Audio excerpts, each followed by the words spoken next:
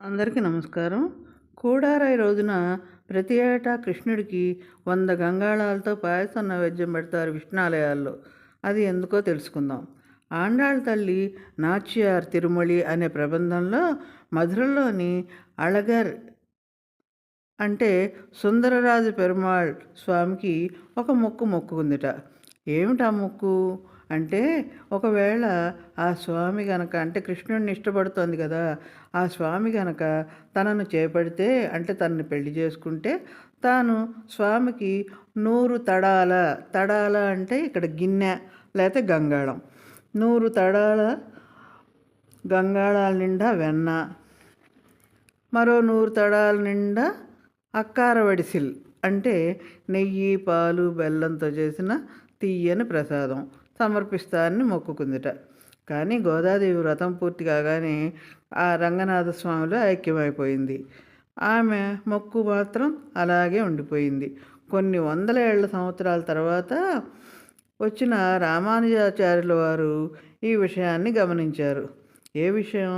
గోదాదేవి మొక్కుకుని మొక్కు తీర్చలేదు అన్న విషయం.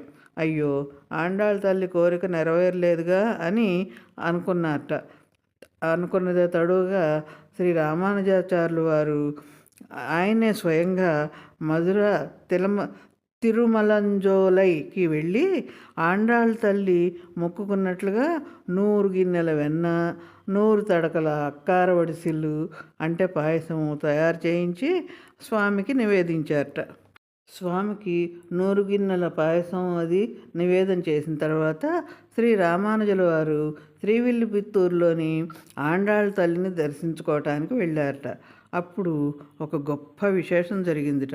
శ్రీ రామానుజాచార్యుల వారు కోవెల్లోకి అడుగుపెట్టి పెట్టగానే ఆండాళ్ళ తల్లి విగ్రహం నుండి స్వయంగా వారాయ్ ఎన్ కోవిల్ అన్ననే అంటే అన్నయ్య రా, అన్నయ్య రావయ్య నా అన్నయ్య అని పిలుపు వినిపించిందిట.